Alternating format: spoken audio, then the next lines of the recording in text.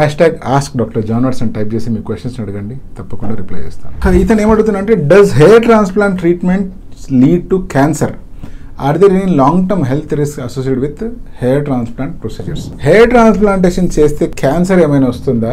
Long term లో వెళ్లే కొద్దీ ఏమైనా హెల్త్ రిస్క్స్ ఉండే అవకాశం ఉందా? అంటే హెయిర్ ట్రాన్స్ప్లాంటేషన్ ఒక మెటిక్యులస్ ప్రొసీజర్. ఈ సర్జరీకి దాదాపుగా 50 సంవత్సరాల హిస్టరీ ఉంది. అంటే అప్పటి నుంచి క్రమక్రమంగా ఎదుగుతూ ఇప్పుడున్న స్టేజ్కి వచ్చింది. ఎటువంటి రిస్క్స్ ఉన్నాయి, ఎటువంటి జాగ్రత్తలు తీసుకోవాలి అనేటువంటిది ఎంతో రీసెర్చ్ జరిగి దాని మీద ప్రాపర్ డాక్యుమెంటేషన్ ఉంది. ఇంత డాక్యుమెంటేషన్ రీసెర్చ్ చేసి నేను కనుగొన్న పాయింట్స్ ఏంటి అంటే, నెంబర్ 1, హెయిర్ ట్రాన్స్ప్లాంటేషన్ మీరే కనుక చేయించుకోవాలి, అది సేఫ్గా ఉండాలి, మీ రిజల్ట్స్ న్యాచురల్గా ఉండాలి అంటే ఒక ఎక్స్పీరియన్స్డ్ టీమ్ కలిగిన సర్జన్ని అప్రోచ్ అవ్వాలి, ఒక లైసెన్స్డ్ హాస్పిటల్ అయి ఉండాలి. హెయిర్ ట్రాన్స్ప్లాంటేషన్ వల్ల క్యాన్సర్ ఏమైనా వస్తుందా అంటే, హెయిర్ ట్రాన్స్ప్లాంటేషన్ వల్ల ఎటువంటి క్యాన్సర్ భయము లేదు, లాంగ్ టర్మ్లో కూడా క్యాన్సర్ ఏమీ రాదు. కానీ ఆర్టిఫిషియల్ హెయిర్ ట్రాన్స్ప్లాంటేషన్ ఏదైతే చేయడం జరిగిందో, అంటే పాస్ట్లో జరిగేది అది, ఎవరికైతే డోనర్ ఏరియా సరిగ్గా ఉండదో, ఎవరికైతే డోనర్ ఏరియా నుంచి హెయిర్ తీసుకోవడానికి ఇంకేం మిగలలేదో అటువంటి వాళ్ళకి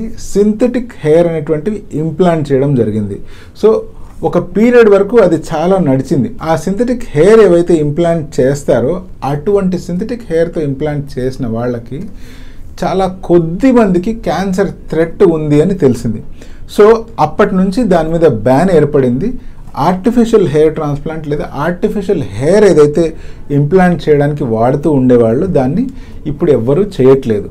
సో ఈ థ్రెట్ గురించి, దీని గురించి ప్రాపర్గా స్టడీస్ రానంత వరకు అది బాగానే అందరూ ప్రమోట్ చేశారు. బట్ ఎప్పుడైతే స్టడీస్లో దీని గురించి బయటకు వచ్చిందో అందరూ ఇటువంటి ఆర్టిఫిషియల్ ఫైబర్ని సర్జరీస్కి వాడడం పూర్తిగా మానేశారు. సో ఆర్టిఫిషియల్ హెయిర్ ట్రాన్స్ప్లాంటేషన్ అయితే మాత్రం ఏదైతే సిలికాన్ ఫైబర్స్తో చేయడం జరుగుతుందో అది మాత్రం సేఫ్ కానే కాదు. ఇప్పుడు లాంగ్ టర్మ్లో హెయిర్ ట్రాన్స్ప్లాంటేషన్ చేస్తే హెల్త్ రిస్క్ ఏమన్నా ఉంటుందా అంటే, హెయిర్ ట్రాన్స్ప్లాంటేషన్ మనం చేసేటప్పుడు మనం తీసుకుంటున్న డోనర్ హెయిర్ ఏవైతే ఉంటుందో అది ఆటోలోగస్, అంటే మన ఓన్ డోనర్ హెయిర్ని తీసుకొని మన స్కాల్ప్ మీద ఇంప్లాంట్ చేస్తున్నాం.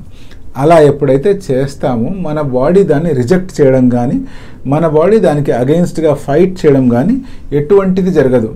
కాంట్రరీగా అదే ఒక కిడ్నీ ట్రాన్స్ప్లాంటో లేకపోతే లంగ్ ట్రాన్స్ప్లాంటో చేస్తున్నప్పుడు మనము ఈ పర్టికులర్ ఆర్గాన్ని వేరే వ్యక్తి నుంచి తీసుకొని రెసిపియంట్ బాడీలో ఇంప్లాంట్ చేస్తాం. కాబట్టి ఈ రెసిపియంట్ బాడీ ఆల్వేస్ ఆ డోనర్ ఇచ్చిన ఆర్గాన్ని బాడీ నుంచి బయటికి పంపించేయాలి అని చూస్తాయి. ఎందుకంటే ఈ డోనర్ ఆర్గాన్ని రెసిపియంట్ బాడీ ఒక ఫారిన్ బాడీ లాగా చూసి దాని మీద కంటిన్యూస్ ఇమ్యూన్ అటాక్ చేస్తూనే ఉంటుంది.